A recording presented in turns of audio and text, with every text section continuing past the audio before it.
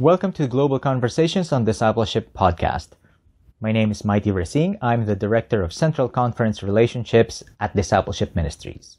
In this video, I have an opportunity to catch up with Reverend Ann Detjen, who is a pastor of a small church in Hamburg in Germany, and we talk about the ways that she and her congregation are dealing with the impact of the COVID-19 pandemic. And along the way, maybe you can catch some ideas that will be helpful for you during this time.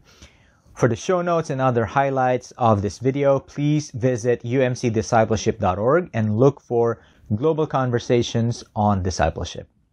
I am a pastor of a small size, about 75 people member congregation. I'm an elder in the North Germany Annual Conference. Mm-hmm.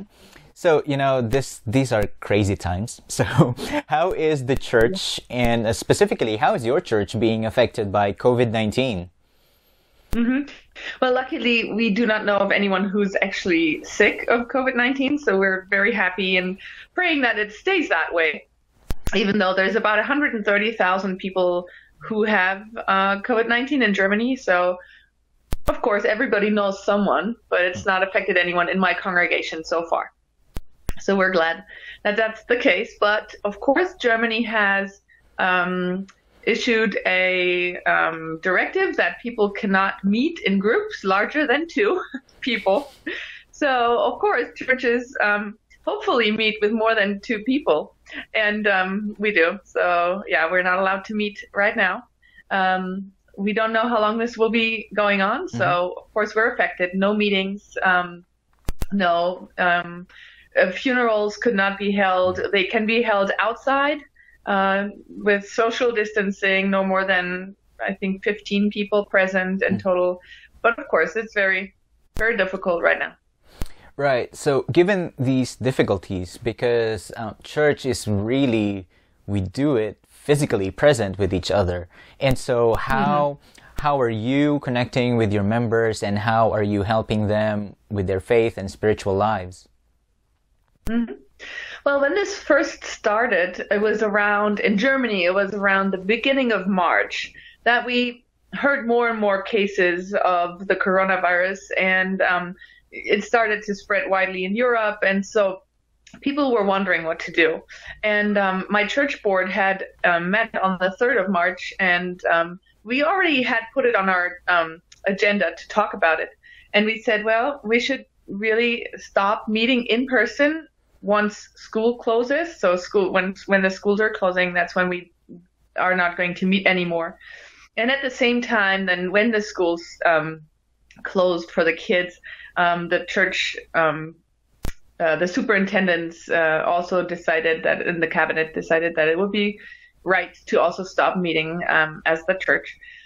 And that was already when we, as the church board and as the congregation, had decided that we would need to find ways to connect. So there are different ways that we try to use. First of all, we try to connect with people through WhatsApp, which is widely used here. So that's something that I decided that these times are, times that need certain measures. And so I went back to WhatsApp, and I went back to using WhatsApp with my people, which I stopped doing beforehand. And so this is one of the major ways that we connect. We have a WhatsApp group with a lot of folks, and it's one way to connect. And it's one way to get them in that moment, right? I mean, we can really talk kind of like one-on-one. And one of the groups that we have, it's an international group with a lot of refugees in the group. They would usually meet on a Friday evening once a month. And so we have met once on WhatsApp. It wasn't that easy. It wasn't perfect, but it was one way. Many people don't use social media that much, so I've been emailing them. I did almost daily devotions for the morning and sent out prayer requests. I have also sent out an email with a liturgy and a sermon for each Sunday before Easter. So that's our way of connecting. And then and now for Easter we did a special thing where we sent out a letter to everyone, and we've sent out 99 letters to 99 households, which is a good number for our small congregation. Is that physical letter, like the snail mail type of letter? Wow. Yep. So it's going back to old school. Absolutely old school. So we did that because we found out that a lot of people really needed some nurturing and caring and more like a hug of, and we thought that I have very wonderful people that I work with, a wonderful lay delegate, a wonderful lay preacher, and a wonderful retired pastor. And the four of us, we collaborated on this. We did a liturgy for Maundy Thursday, Good Friday, and Easter Sunday. And then with each of these, they came in one envelope. Each of these had something to look at. One of us drew a picture for each day, specifically for this, and we printed that and we put that in there. And then we also put in something that they could take in their hands. So for Friday, it was a piece of black cloth for Good Friday. And a coin, and for Easter Sunday, it was 3 little seeds in a bag that they could plant sunflowers, and that we actually, it said on the sunflower bag, it said try and plant them and maybe bring them on Harvest Sunday, which is the first Sunday in October, so we can see what came out of this a while later. Yeah. That sounds exciting. And so, do you do live streaming, or have you become like some of the pastors here in the U.S. suddenly said that, oh, I'm becoming a televangelist of some sort? I know. No, I actually haven't. Oh.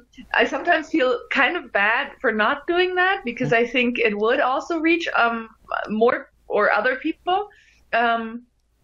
So I've sent out my sermons by WhatsApp and email. So we're reaching pretty much all our congregation that we're reaching normally. With a live stream, I guess I would reach more people. I'm kind of hesitant because I say there are so many very, very good live stream worship services out there.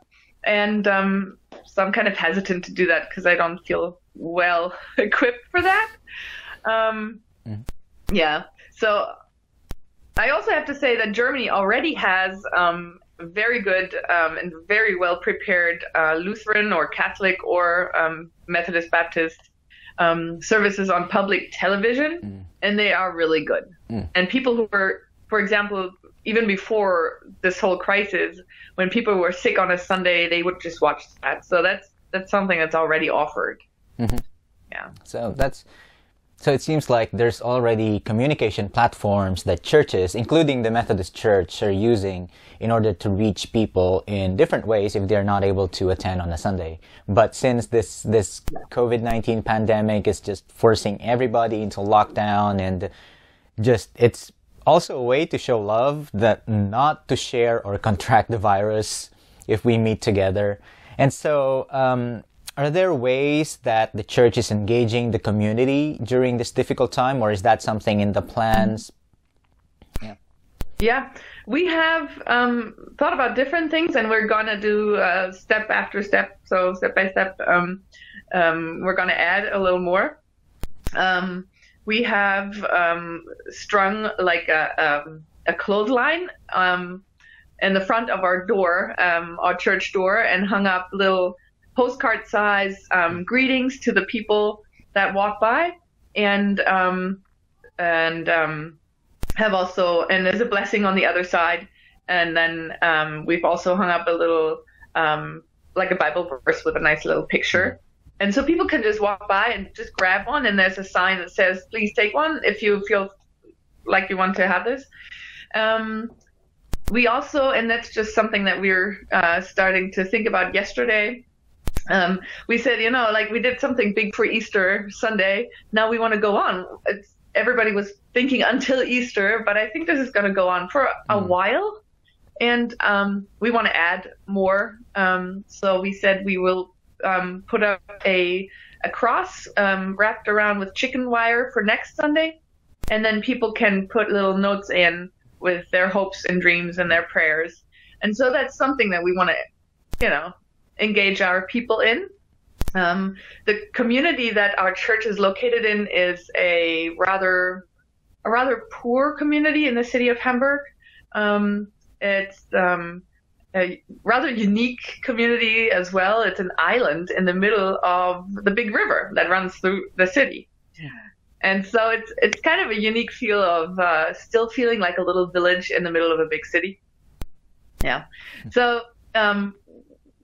people are rather poor. Not many are very church-oriented, and churches there are struggling, but I think it's important that in this time we're still engaging our community. And I think hopes and dreams and a prayer is something that everybody could just participate in, no matter where they come from. This podcast has been a production of Discipleship Ministries, an agency of the United Methodist Church. Visit all our podcasts at podcasts.umcdiscipleship.org.